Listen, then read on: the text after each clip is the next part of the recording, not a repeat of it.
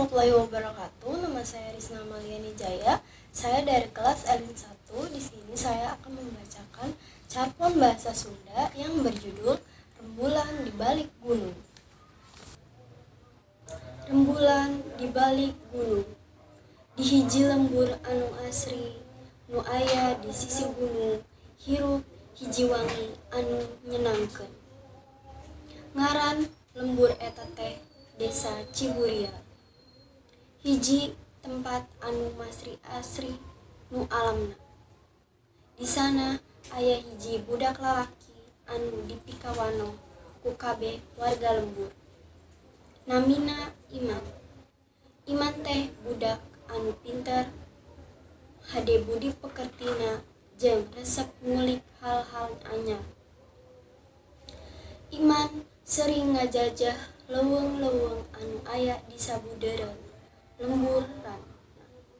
Anjeunna sering ngalamun bari ningali alam. Ngajajak rasa kaendahan alam anu nyuruul hate.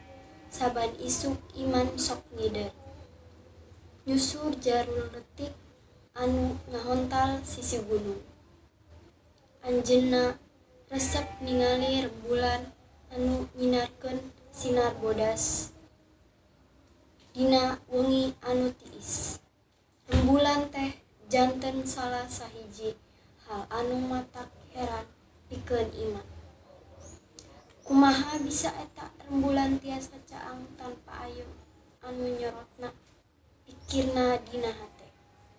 Salian ti eta, Iman oge sering ngadungikeun carita-carita ti nini-nini na anu nyaritakeun kabudayaan jeung sajarah Desa Ciburial. Dina hiji poe, Iman nyieun hiji niat nyaeta pikeun manggihan asal muasal rembulan anu sering dipikiranana. Anjeunna miharep ku cara ngulik leuwih jero ngeunaan alam. Manehna bisa manggihan hiji carita anyar ngeunaan dunya ieu. Saprak harita Iman ngamimitan ngajarkeun diri ngeunaan elmu-elmu nu aya. Anjeunna maca buku-buku anu nyaritakeun ngeunaan kebudayaan, ngeunaan astronomi, jeung rupa-rupa teori ngeunaan langit. Ieu teh ngajadikeun Iman langkung hayang ngulik langkung jere deui ngeunaan kahirupan alam. Sanajan kitu dina hatena Iman keneh ngarasa yen aya hal anu kudu dipanggihan ti gunung jeung alam sabudaranana. Telila aya hiji poe nalika Iman keur ngajajah hiji manusa anu geus sepuh. Manehna ngajerekeun yen ieu sepuh teh hiji urang sakti anu sering nyumpet di gunung. Anjeunna teh Raden Jaya, hiji panglima anu boga pangaruh ageng di lembur ieu. Ceuk hiji warga anu katepang jeung Iman, Raden Jaya teh hiji jalma anu kungsi jaman anu kungsi ngabela lemburna tina musuh di jaman baheula. Saterusna manehna kapanggih hilang misterius di balik gunung tanpa jejak. Di hiji wengi anu hening nalika angin ngalir lemah, Iman mutuskeun pikeun ngajajah deui gunung tempat anu dipikawano jadi tempat hilangna Raden Jaya.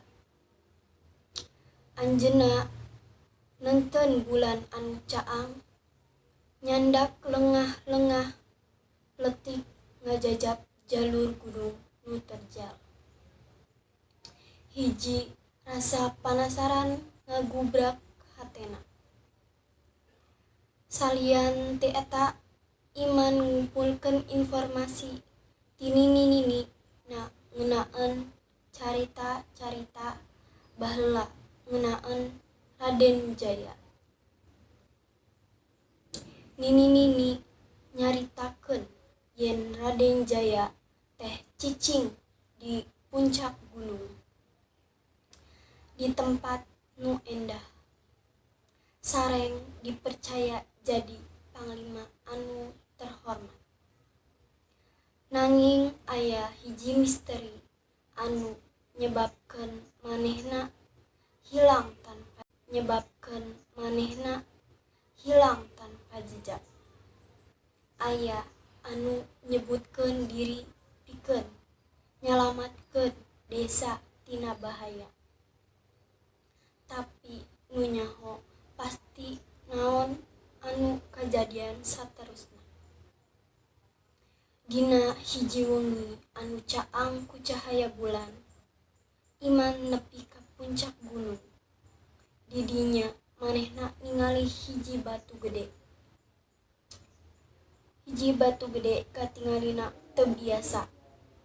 Batu gede eta ngandung ukiran-ukiran kuna anu ngagambarkeun rupa-rupa kajadian jeung lambang bulan. Iman heran jeung kabungah. Di antara batu eta manehna nyadar yen aya hiji tulisan kuna anu ngajelaskeun yen bulan teh sebagai simbol kasatiaan jeung pangorbanan. Bulan teh nyirian yen zaman baheula Raden Jaya geus ngorbankeun dirina pikeun ngegedurkeun kasalamatan lemburna. Sareng eta jadi tanda pikeun urang kabeh, Iman ucapkeun dina hate. Bari neunggeutan tulisan eta, Iman ngarasa yen ngajaga kabudayaan jeung ngajaga alam teh dimana penting. Iman sadar yen sanajan ayeuna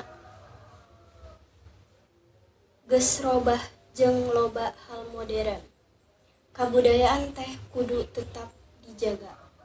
Lantaran eta teh mangrupikeun identitas bangsa. Saliwatan sabaraha minggu, Iman balik deui ka lembur. Manehna nyaritakeun ka wargi-wargi kampungna ngeunaan perjalanan jeung hal-hal anu kapanggih. Arenjana ngarasa bingah sabab carita ngeunaan Raden Jaya jeung kabudayaan Sunda nganjang deui ka pikiranna barudak kampung. Iman oge nyaritakeun supaya budak di kampung teh tetep ngajaga alam, ngajaga kabudayaan jeung salawasna ngahargaeun sareng ngahormatan pangorbanan anu geus dipigawe ku karuhun.